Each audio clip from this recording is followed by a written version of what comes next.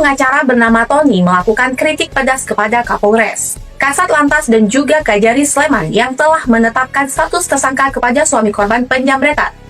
Selasa 27 Januari 2026. Sang pengacara sampai menganalogikan gimana jika polisi mengejar pelaku kejahatan dan pelaku kejahatan meninggal saat dikejar. Harusnya polisi juga harus jadi tersangka.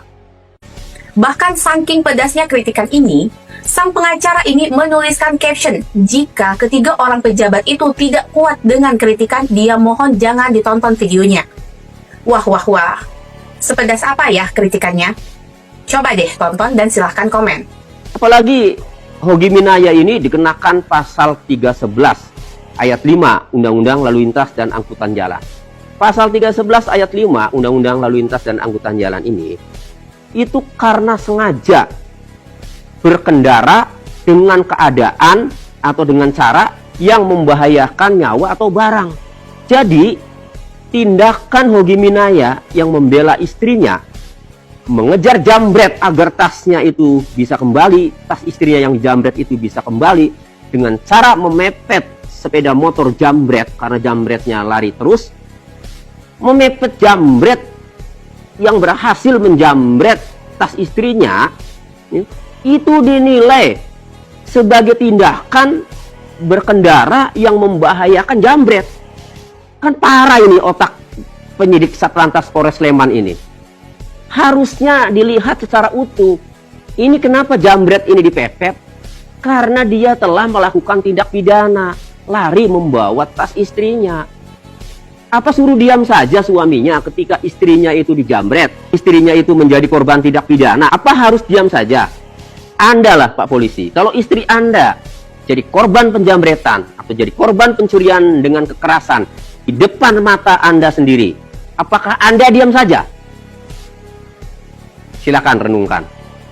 Pasti Anda secara spontan mengejar jambret itu, mengejar pelaku pencurian dengan kekerasan itu.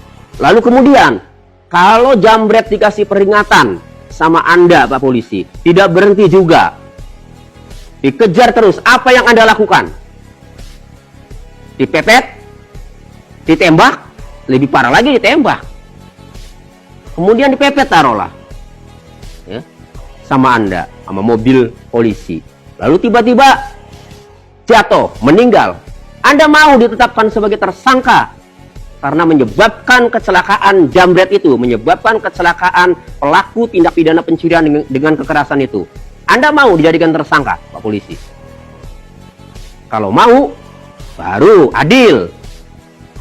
Orang Anda saja Pak Polisi dalam menyetop orang yang diduga melakukan pelanggaran lalu lintas. Ketika pelanggarnya itu terus menerobos, menghindar, Anda kadang tendang itu pelanggar lalu lintasnya. Kecelakaan tidak, kecelakaan. Lalu Anda mau nggak dijadikan tersangka penyebab kecelakaan pelanggar lalu lintas itu? Tidak akan mau pasti. Jadi harus dipakai nih ya. Kasat Lantas, Kapolres, Polres Sleman itu harus dipakai nih otaknya. Ini mencederai rasa keadilan di masyarakat. Karena Anda dalam menyidik kasus laka lantas dengan mentersangkakan Hogi Minaya yang benar-benar sedang mengejar jambret karena telah melakukan tindak pidana, itu tidak melihat perkara ini secara utuh. Anda hanya melihat kecelakaan lalu lintasnya saja secara parsial, tidak keseluruhan. Coba kalau Anda melihatnya keseluruhan, maka tidak ditemukan kelalaian yang mengakibatkan pengendara lain kecelakaan lalu lintas itu. Karena ada sebabnya dikejar, lari karena menjambret itu. Jadi penetapan tersangka terhadap Hogi Minaya ini minimnya pengetahuan hukum penyidik Satlantas Polres Sleman. Jaksa penuntut umum pada Kejaksaan Negeri Slemannya juga sama saja ini. Sudah jelas kronologisnya itu, ini penjambretan kemudian dikejar, kok dinyatakan lengkap P21. Sama juga otaknya ini. Nah, begitu kasus ini viral, baru tahu rasa pusing. Bayangkan kalau kasus ini nggak viral. Apakah bisa diupayakan restoratif justice secepat itu?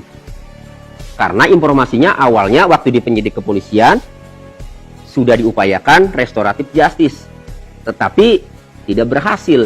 Ya jelas keluarga Jambret jelas besar kepala karena Hogi Minaya sudah ditetapkan tersangka.